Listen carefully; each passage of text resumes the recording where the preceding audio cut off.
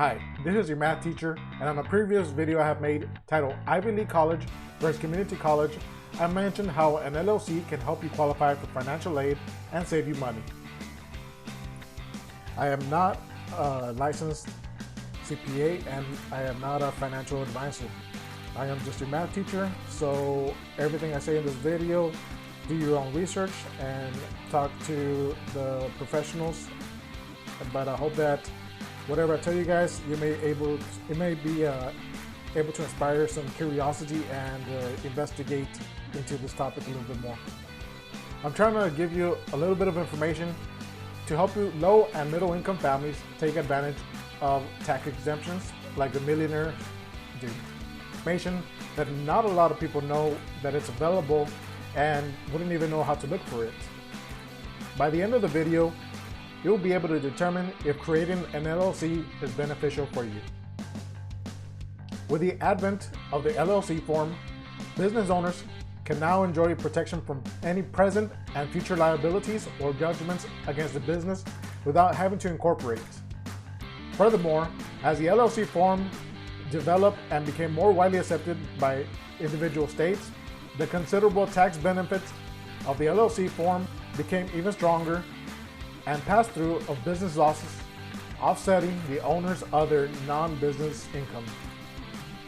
The federal Pell Grant is usually awarded to undergraduates who have a high degree of unmet financial need.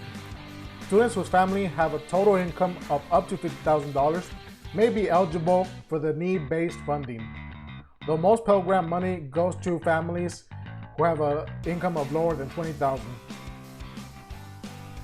Federal Pell Grants is the largest source of financially funded grants, and they are awarded solely based on the financial need. Academic grades and extracurricular activities aren't a factor. The maximum Pell Grant award for the academic school year of 2019-2020 was $6,195.20. If your parents have ever considered starting their own business, creating an LLC in your sophomore year of high school may be the most important time to create it. It is important that you create an LLC 2 years prior, because when you are applying for financial aid, they will require tax statements of 2 years previous of when you apply. For example, if your father is a mechanic and makes $32,000 a year, and your mother is a cashier at a store and makes $22,000 yearly, you will not be able to qualify for that Pell Grant. So what you could do is have your father create an LLC for a startup business, and this may be a win-win situation. When your dad creates his startup mechanic business, he makes an honest, true attempt to make a successful independent business as side income. Make sure that he reports any income from his side job. You do not want to commit tax fraud or evasion, because the IRS has very strict penalties, up to $250,000 and or prison for up to 5 years. Consult an honest tax consultant, a CPA. Basically, tax avoidance is legal, but tax evasion is not. You can legally avoid taxes by using the methods in the tax code. So if your father is just starting out as an independent business, you might not have the tools, and this is when most of the expenses will be made when you're starting up your business. For example, the tools, the vehicle, if he needs to travel, if he's a mobile mechanic, cell phone payments, travel and leisure, and car insurance. So, for example, let's say that he started buying a vehicle for his independent business, and he got some clientele. So let's say that at the end of the year, he has made $3,000 of income, but ended up spending $10,000. So if you subtract those $7,000 from the total income of $54,000, that will put you, that will make you available, that will make you able to qualify for a Pell Grant. Now, I am not a licensed CPA, so you do want to speak to your local CPA. In different states it might be different, and I'm just trying to give you a different way of thinking about this. I'm just your math teacher, but have a plan when you talk to a financial advisor and or a CPA. So if you qualify for that Pell Grant, let's say you're awarded, not the maximum amount, say you're awarded $4,500 and the average expense for community college for a whole year is $4,200. So that means that you'll have maybe about $300 back in your pocket so you can spend for books and other things that you may need for college. Should you create an LLC for your college career?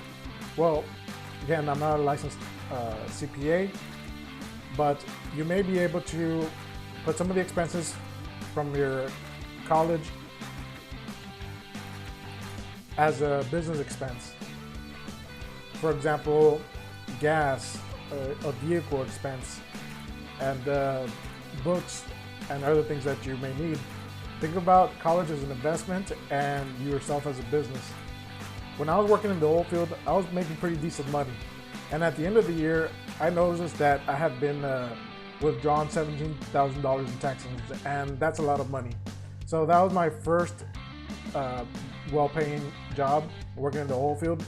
And I didn't start off teaching or coaching first. There was just not that opportunity where I was leaving at.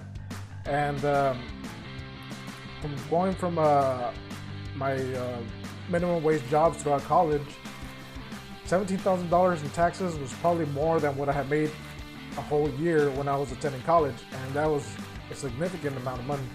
So I was upset that how I had worked hard for those $17,000.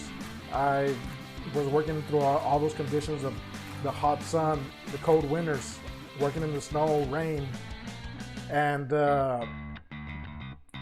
then rich people, because they have good tax accountants, they pay little or zero in taxes. So that's when I started to educate myself and read into this and look for books for new tax holes and tax exemptions. And I got a tax accountant that keeps up to date with education. He goes every year and to seminars and continues to learn, because there are changes every year. And go to a good, honest tax accountant, and hopefully you may be able to determine if creating an LLC will be right for you.